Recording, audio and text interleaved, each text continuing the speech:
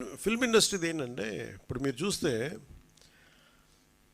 మీరు డబ్బులే మాట్లాడాలంటే జగన్ గారి దగ్గర ఎక్కువ డబ్బులు ఉంటాయి. ఒక హీరో దగ్గర ఉన్న డబ్బుల కంటే కూడా వాళ్ళ ఒక ఫ్యాక్టరీ తీసుకున్నాం ఫస్ట్ ఉదాహరణకి సిమెంట్ ఫ్యాక్టరీ, దాని దగ్గర ఎక్కువ డబ్బులు ఉంటాయి. ఫిల్మ్ యాక్టర్స్ ఇవన్నీ ఏంటంటే వాళ్ళ హడావిడి ఎక్కువ, గోల ఎక్కువ. అంటే సంపాదించే డబ్బులు కంపారిటివ్లీ, నేను చెప్పే డబ్బులు సంపాదించడం నేను చెప్పట్లేదు కదా, సంపాదించే డబ్బుల కంటే కూడా ఆ హడావిడి అంటే 10 లక్షల మంది జనం వచ్చారు కదా అని చెప్పి 10 లక్షల కోట్లు ఉన్నాం అక్కడ. సైలెంట్గా జగన్ గారి దగ్గర ఉండే వాళ్ళ దగ్గర 1 లక్ష కోట్లు ఉండదు, అది తేడా. సో సైలెంట్గా డబ్బులు ఉండేవాళ్ళు చాలామంది ఉన్నారు. వాళ్ళందరికీ నిజం అంటే నేను నిన్న మాట్లాడటం కూడా అందరితో మాట్లాడుతుంటే ఒకటే నాకు అనిపించింది, డబ్బు ఇవ్వాలని చాలామందికి ఉంటుంది. ఇప్పుడు 1,64,000 మంది ఒక పంచాయతీరాజ్ జాయింట్ యాక్షన్ కమిటీ నుంచి వాళ్ళు కూర్చోబెట్టి మేము ఇస్తున్నామంటే డబ్బు ఇవ్వడం అంటే ఎక్కడో పారదర్శకత ఉంది, మేము ఇస్తాం, ఆ డబ్బు వెళ్తుంది. అది ఒక 10 కోట్లు రేపు పొద్దున ఒక కార్పొరేట్ సంస్థ ఇచ్చినా లేదా ఒక వ్యక్తి ఇచ్చినా అది ఇచ్చే డబ్బు ఆ వ్యక్తికి చేరుద్దు అనుకున్నప్పుడు చాలామంది ఇవ్వడానికి సంసిద్ధంగా ఉన్నారు. అలాంటి ట్రాన్స్పరెన్సీ ఒక ప్రయత్నం చేస్తున్నాం. సో దానికి ఎగ్జాంపుల్ నేను ఏం చెప్పానంటే, ముందు ఎఫెక్టెడ్ 400 పంచాయతీల్లోకి నేను ఒక పంచాయతీ ₹1,00,000 చొప్పున నేను ఇస్తే అది ఎలా ఖర్చు పెడతారో నేను చూద్దాం. It's way of donation.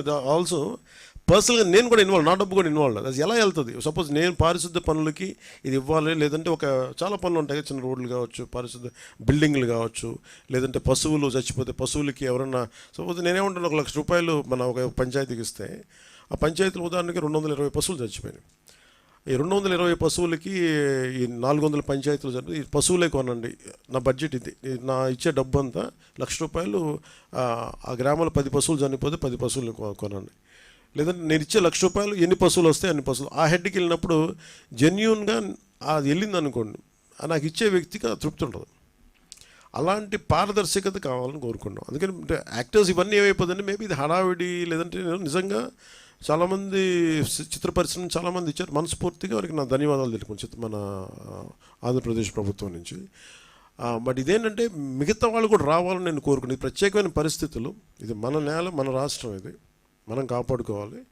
అందుకని అందరినీ మరోమారు ముఖ్యమంత్రి గారి సహాయ నిధికి విరాళాలు పంపించని మనస్ఫూర్తిగా మీ అందరినీ కోరుకుంటూ సెలవు తీసుకున్నాను. జై హింద్.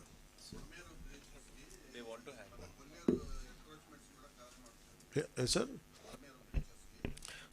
మనం ఎన్క్రోచ్మెంట్స్ సార్ ఇది అంటే ఇది నా ఉద్దేశంలో మేబీ ఇది మన అందరం దీని తాలూకు తీవ్రత చూస్తున్నాం కాబట్టి, మీరు జర్నలిస్ట్ సమాజం నుంచి, పత్రికేయ సమాజం నుంచి, you are the pillar of the democracy. మనం మనస్ఫూర్తిగా మనసిప్పి మాట్లాడుకోవాలంటే ఇది కరెక్షన్ వైపు వెళ్ళాలి, తిట్టడానికి కాదు. మీరు కొల్లేరులో మీకు ఇవి లేవా, మీకు ఏమైనా ఎన్క్రోచ్మెంట్స్ లేవంటే ఉన్నాయి.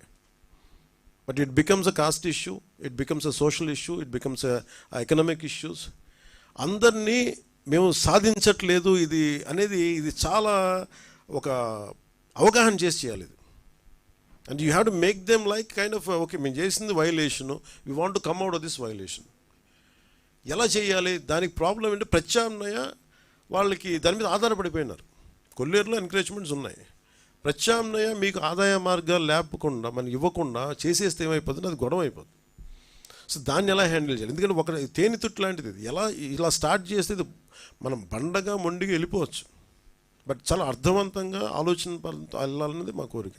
సో దాంట్లో నేను మిమ్మల్ని అభ్యర్థించేది లేదా మిమ్మల్ని మీ నుంచి కోరేది కూడా, ఇలాంటి ఎన్క్రోచ్మెంట్స్ ఉన్నప్పుడు maybe why don't you think like this, మీరు ఇలా ఎందుకు ఆలోచించకూడదు, ఎలా చేయొచ్చు, ఇవన్నీ తీసుకొస్తే ప్రజల్ని ఎడ్యుకేట్ చేయాల్సిన, సామూహికంగా అందరికీ ఒక అవగాహన కల్పించాల్సిన అవసరం ఉంది. మీకు అలాంటి ఆర్టికల్స్ కానీ అలాంటి దృష్టిలో మీరు ఖచ్చితంగా ఉన్నాయి.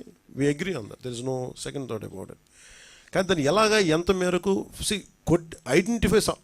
సమస్యని గుర్తించడం ఒకటి, సమస్యకి పరిష్కారాన్ని ఎతకడం ఇంకోటి. సో ఇప్పుడు సమస్యని గుర్తించాం, దీని తీవ్రత ఇంత ఉంది, భవిష్యత్తులో ఎలాంటి రాకుండా ఉండాలి. ఇప్పుడు అంతేందుకు మీకు చాలా సమస్యలు ఉన్నాయి కొల్లేరు.